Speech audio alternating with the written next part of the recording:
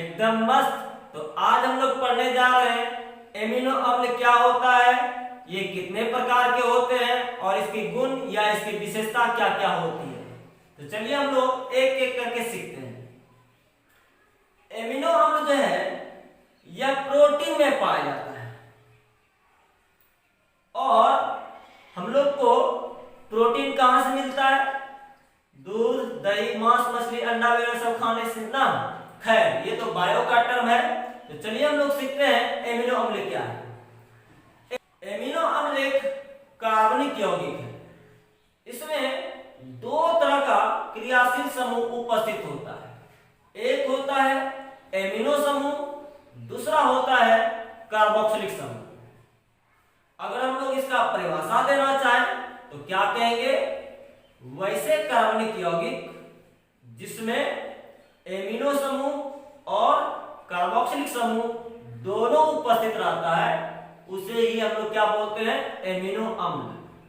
देखिए हमने क्या कहा, कार्बन के साथ COOH ग्रुप लगा होगा जिसको नाम देते हैं कार्बोक्सिलिक समूह, और दूसरा क्या होगा? एमिनो समूह जिसका संकेत या सिंबल क्या होता है? NH2। ठीक है, और यहां लगा दिए H, यहां लगा दिए R कोई भी समूह हो सकता है। ठीक है, इतना समझ में आया। आगे हम लोग बात करेंगे एमिनो अम्ल कितने प्रकार के होते हैं। ठीक है, अब हम लोग एमिनो अम्लों का वर्गीकरण कर इसके प्रकार को सीखेंगे। एमिनो अम्ल का वर्गीकरण दो आधार पर किया गया है। एक है एमिनो समूह और कार्बोक्सिलिक समूह की संख्या के आधार पर, और दूसरा है हमारे शरीर में कौन सा एमिनो अम्ल आवश्यक है और कौन सा आवश्यक नहीं है, इस आधार पर। ठीक है, तो पहले हम लोग सीखते हैं किस आधार पर? एमिनो समूह और कार्बोक्सिलिक समूह की संख्या के आधार पर। इस आधार पर एमिनो अम्ल तीन प्रकार के होते हैं। एक होता है अम्लीय, दूसरा होता है क्षारीय और तीसरा होता है उदासीन।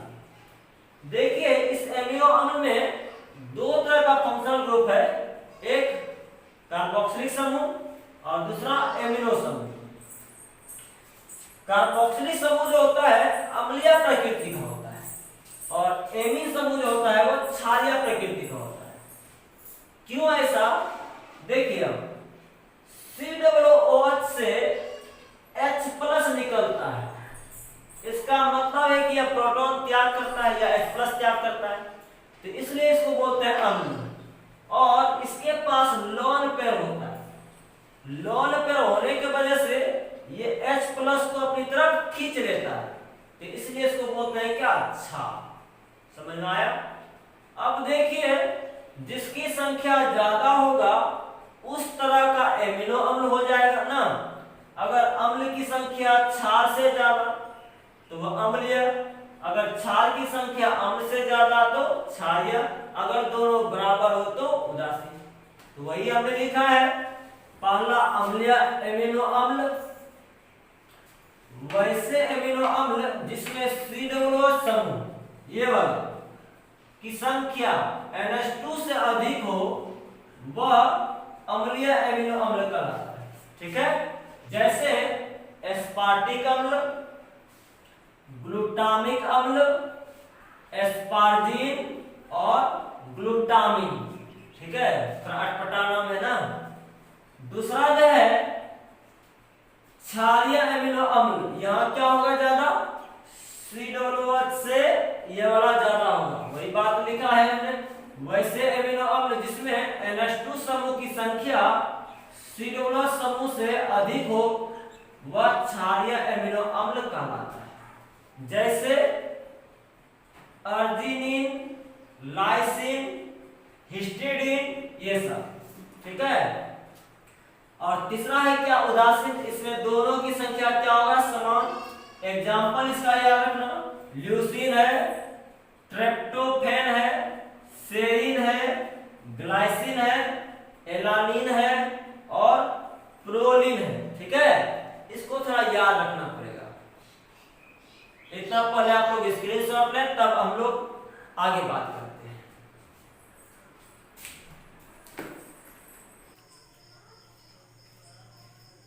अभी आपने क्या सीखा? एमिनो अम्ल, कार्बोक्सिलिक समूह और एमिनो समूह की संख्या के आधार पर कितने प्रकार के होते हैं? 3 प्रकार के। एक था अम्लीय वाला, दूसरा क्षारीय और तीसरा उदासीन। अम्लीय में C समूह की संख्या NH2 समूह से ज्यादा था ना, और क्षारीय में क्या था? NH2 समूह की संख्या CH से ज्यादा, और उदासीन में क्या था? दोनों समान। ठीक है, अब हम लोग बात करते हैं इसके अगला प्रकार का। होता क्या है, स्वस्थ शरीर के लिए कुल 20 एमिनो अम्ल की आवश्यकता होती है। इसमें से 10 एमिनो अम्ल हमारा शरीर खुद बना लेता है और 10 एमिनो अम्ल हमारा शरीर खुद नहीं बना पाता है। ठीक है, इसका अर्थ है जो नहीं बन पाता है हमारे शरीर में, उसको बनाने के लिए बाहर से कुछ भोज्य पदार्थ ग्रहण करना पड़ेगा, नहीं तो इसको बोलते हैं आवश्यक, और जो खुद बन जाता है उसको बोलते हैं अनावश्यक। तो वही हमने लिखा है एमिनो अम्ल।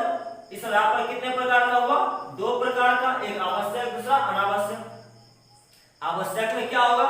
जो हमारे शरीर में खुद नहीं बनता है, वही लिखे वैसे एमिनो अम्ल जिसका संश्लेषण हमारा शरीर नहीं करता है, वह आवश्यक एमिनो अम्ल कहलाता है। यहां क्या होगा? वैसे एमिनो अम्ल जिसका संश्लेषण हमारा शरीर खुद करता है, वह अनावश्यक एमिनो अम्ल कहलाता है। आवश्यक एमिनो अम्ल की संख्या कितना? 10, अनावश्यक भी 10। तो इन दोनों में से कुछ क्वेश्चन आता है, इनमें से कौन आवश्यक एमिनो अम्ल है या कौन अनावश्यक है। ठीक है, इसको याद रखने के लिए आपको एक ट्रिक देते हैं। लिखे हुए हैं VIP TT। VIP लोग होते हैं ना, वैसे VIP TT हॉल में बैठा। हॉल का मतलब HALL, हॉल में मतलब M याद रखना, बैठा है तो मतलब कुछ नहीं। ठीक है, देखिए अब इसका मीनिंग समझिए।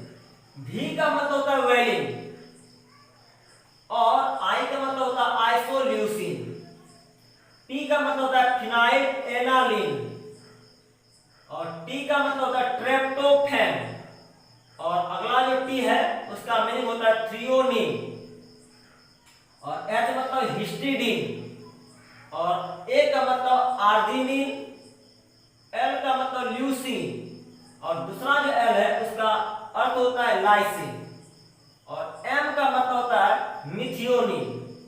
इसको याद रखिएगा कि ये खुद याद हो जाएगा ना। पहले आप लोग इतना स्क्रीनशॉट लें, तब हम लोग आगे बात करते हैं। अब हम लोग जानेंगे ज्विटर आयन क्या होता है। बाबू, ज्विटर जो है एक जर्मन भाषा का शब्द है। इसका अर्थ होता है 2 आयन, एक धनायन और दूसरा ऋणायन। आपने अभी क्या पढ़ा? एमिनो अम्ल में 2 तरह का क्रियाशील समूह होता है, एक कार्बोक्सिलिक वाला, एक एमिनो वाला ना, जिसमें से कार्बोक्सिलिक समूह अम्लीय प्रकृति का होता है और एमिनो समूह क्षारीय प्रकृति का होता है। और आपको अच्छे से पता है अम्ल क्या करता है? H+ को त्याग करता है, और क्षार क्या करता है? उस H+ को ग्रहण करता है ना। ये जो प्लस और माइनस आएगा जब कार्बोक्सिलिक अम्ल H+ को त्याग करेगा तो वह बन जाता है कार्बोक्सिलेट आयन, यानी उस पर माइनस चार्ज आ जाता है, और उस H+ को एमिन समूह या एमिनो समूह ग्रहण कर NH3+ बनाता है। यहां कितने तरह का आयन बना? 2 तरह का, एक प्लस वाला दूसरा माइनस वाला। इसी को हम लोग बोलते हैं ज्विटर आयन। समझ में आया? इसको चलिए हम लोग एग्जांपल से समझाते हैं। ये बाबू क्या है? एमिनो अम्ल। इसमें 2 तरह का फंक्शनल ग्रुप है, एक कार्बोक्सिलिक, दूसरा क्या एमिनो ना। यहां से क्या होता है, H प्लस हटता है और ऑक्सीजन पे क्या आ जाता है, माइनस चार्ज। और ये H प्लस कौन ग्रहण कर लेता है, नाइट्रोजन, क्योंकि नाइट्रोजन के पास एक लोन पेयर होता है। तो यहां देखिए क्या बना, ये जैसे ही यहां से माइनस हटेगा, एक माइनस इधर हो जाएगा और इस पर क्या बनेगा, NH3 प्लस ना, और ये तो ज्यों का त्यों, ये R और ये H, तो इसी को हम लोग बोलते हैं ज्विटर आयन। कुछ और बातें इसके बारे में सीखें। यहां देखिए कितने तरह का चार्ज हुआ, दो तरह का, एक प्लस और माइनस, वो भी समान संख्या में ना, इसलिए इसको बोलते हैं यह उदासीन भी होता है। ठीक है, चार्ज तो होता है लेकिन यह उदासीन भी होता है। ठीक है, और दूसरी बात, एमिनो अम्ल जो है दो तरह का प्रकृति प्रदर्शित करता है, एक अम्लीय वाला, एक क्षारीय वाला, इसलिए इसको बोलते हैं उभयधर्मी होता है। ठीक है, समझ में आया। अब हम लोग बात करते हैं एमिनो अम्ल में D और L विन्यास किस प्रकार से लिखते हैं। जैसे आप लोग ग्लूकोज में सीखे थे, राइट साइड क्या था, OH, तो उसको D विन्यास, लेफ्ट साइड OH तो L विन्यास। जस्ट ऐसे ही यहां हम लोग DL कॉन्फ़िगरेशन लिखते हैं। ठीक है, देखिए कैसे, ये कार्बन, ये COOH और यहाँ NH2 है, यहाँ R है और यहाँ H है। ठीक है, अगर एमिनो ग्रुप लेफ्ट साइड में है इसको बोलते हैं L विन्यास, और यह राइट साइड में हो जाए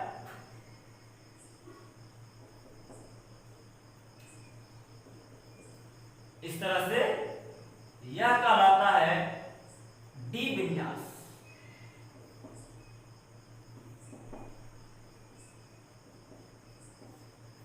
समझ में आया।